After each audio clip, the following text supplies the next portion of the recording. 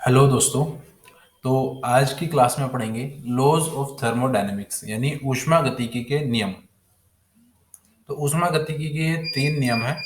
इन तीनों को हम बारी बारी पढ़ेंगे। तो पहला नंबर आता है ऊष्मागतिकी के शून्यवा नियम की यानी जीरोथ लॉ। तो ऊष्मागतिकी का शून्यवा नियम, ऊष्मागतिकी के शून्यवा नियम के अनुसार यदि एक पिंड ए किसी अन्य पिंड बी के साथ ऊष्मीय साम्य में है। ऊष्मीय साम्य का मतलब इन दोनों का ताप समान है ना। ऊष्मीय साम्य का मतलब यदि एक बॉडी ए का ताप बॉडी बी के समान है ना। टेक्निकल लैंग्वेज में कहते हैं ऊष्मीय साम्य में। यदि एक बॉडी ए बॉडी बी के साथ तापीय साम्य में है या ऊष्मीय साम्य में है, और वही बॉडी ए किसी अन्य बॉडी सी के साथ भी तापीय साम्य में है। एक बॉडी ए बी के साथ तापीय साम्य में है, एक बॉडी ए सी के साथ भी तापीय साम्य में है, तो बॉडी बी और बॉडी सी भी परस्पर ऊष्मीय साम्य में होंगी, है ना। आसान शब्दों में समझने के लिए कह सकते हैं कि यदि यदि रमेश सुरेश का भाई है, रमेश कृष्णा का भी भाई है, रमेश सुरेश का भाई है और रमेश कृष्णा का भी भाई है, तो सुरेश और कृष्णा भी आपस में भाई भाई होंगे। ठीक है। तो ऊष्मागतिकी का शून्यवा नियम कहता है यदि एक बॉडी ए किसी बॉडी बी के साथ ऊष्मीय साम्य में है तथा बॉडी ए बॉडी सी के साथ भी ऊष्मीय साम्य में है, तो बॉडी बी और सी भी परस्पर ऊष्मीय साम्य में होंगे। If a body A is in thermal equilibrium with a body B, okay, if a body A is in thermal equilibrium with body B, and body A is in thermal equilibrium with body C,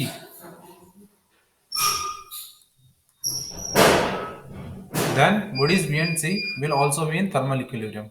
Okay, तो ये हुआ आपका ऊष्मागतिकी का शून्यवा नियम। इस नियम को ताप मापन का सिद्धांत भी कहते हैं, क्योंकि ताप का मापन इसी सिद्धांत के आधार पर होता है, यानी principle of temperature measurement. Okay, तो ये आपका शून्यवा नियम था। ऊष्मागतिकी का प्रथम नियम, ऊष्मागतिकी के प्रथम नियम को ऊर्जा संरक्षण का नियम यानी लॉ ऑफ एनर्जी कंजर्वेशन भी कहते हैं। इस नियम के अनुसार ऊर्जा को ना तो उत्पन्न किया जा सकता है और ना ही नष्ट किया जा सकता है, परंतु एक रूप से दूसरे रूप में परिवर्तित किया जा सकता है। तो ऊर्जा को ना तो उत्पन्न किया जा सकता है और ना नष्ट किया जा सकता है, केवल एक रूप से दूसरे रूप में परिवर्तित किया जा सकता है। इसको समझने के लिए एक एग्जाम्पल लेते हैं। एक पहाड़ की चोटी है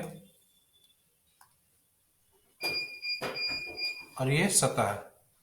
पहाड़ के क्लिफ पर चोटी पर एक पत्थर रखा हुआ है। इस वक्त क्योंकि ऊंचाई पर रखा हुआ है, कुछ हाइट पर रखा हुआ है, तो हाइट पर रखे होने के कारण इसमें स्थितिज ऊर्जा यानी पोटेंशियल एनर्जी पीई होगी। मान लिया वो पोटेंशियल एनर्जी 100 है, 100 यूनिट्स पोटेंशियल एनर्जी है, 100 यूनिट पोटेंशियल एनर्जी है। ठीक है। तो अभी इसके अंदर सारी की सारी एनर्जी पोटेंशियल एनर्जी यानी स्थितिज ऊर्जा है। ठीक है। जैसे ही इस पत्थर को मैं नीचे की तरफ पुश करता हूँ तो पत्थर नीचे गिरने लगता है। पत्थर आपका नीचे गिरने लगेगा और इसकी हाइट जो है धीरे धीरे कम होती जाएगी, यानी इसकी जो पोटेंशियल एनर्जी है mgh, पोटेंशियल एनर्जी का फॉर्मूला होता है mgh, वो हाइट पर डिपेंड करती है। अब हाइट कम होती जाएगी तो पोटेंशियल एनर्जी आपकी कम होती जाएगी धीरे धीरे। सबसे हाईएस्ट पॉइंट पर 100 थी, इस पॉइंट पर माना 80 है, इस पर 60, 40, 20, यानी कि आपकी पोटेंशियल एनर्जी धीरे धीरे खत्म हो रही है, डिमिनिश हो रही है। तो अभी कहा था कि एनर्जी को डिस्ट्रॉय नहीं किया जा सकता, लेकिन आपकी आपकी पोटेंशियल एनर्जी एक्सपेंस हो रही है, डिस्ट्रॉय हो रही है यहाँ पर। लेकिन एक्चुअली ये डिस्ट्रॉय नहीं हो रही है। जब आप देखेंगे पत्थर जैसे जैसे नीचे की तरफ जाता है तो इसका वेग बढ़ता जाता है, वेलोसिटी बढ़ती जाएगी। जितना नीचे की जाएगा उतनी वेलोसिटी बढ़ती जाएगी, और वेलोसिटी बढ़ने के कारण इसके अंदर एक नई नई ऊर्जा आ जाएगी, हाफ एम बी स्क्वायर। उस ऊर्जा को कहते हैं गतिज ऊर्जा, यानी गतिज ऊर्जा बढ़ती जा रही है। पोटेंशियल एनर्जी कम होती जा रही है और काइनेटिक एनर्जी बढ़ती जाएगी क्योंकि वेलोसिटी बढ़ती जा रही है। जैसे नीचे जाएंगे काइनेटिक एनर्जी बढ़ती जाएगी, काइनेटिक एनर्जी बढ़ती जाएगी। इस पॉइंट पर माना पोटेंशियल एनर्जी 80 है तो काइनेटिक एनर्जी 20 होगी, इस पर 40, इस पर 60 और यहाँ पर 80, यानी कि दोनों का योग जो है हमेशा 100 रहेगा, यानी एनर्जी कभी डिस्ट्रॉय नहीं होगी। ठीक है, ऊर्जा कभी नष्ट नहीं होती, एक रूप से दूसरे रूप में कन्वर्ट हो जाती है, एक रूप से दूसरे रूप में कन्वर्ट हो जाती है। ये ऊष्मागतिकी का प्रथम नियम है। ऊष्मागतिकी के द्वितीय नियम के अनुसार, ऊष्मागतिकी का द्वितीय नियम के दो कथन है। प्रथम कथन क्लॉसियस का कथन, क्लॉसियस कथन के अनुसार, क्लॉसियस कथन के अनुसार ऊष्मा यानी हीट सदैव हॉट बॉडी से कोल्ड बॉडी की ओर बहती है। हीट सदैव हॉट बॉडी से यानी गर्म वस्तु से ठंडी वस्तु की ओर बहती है। हीट सदैव गर्म वस्तु से ठंडी वस्तु की ओर बहती है।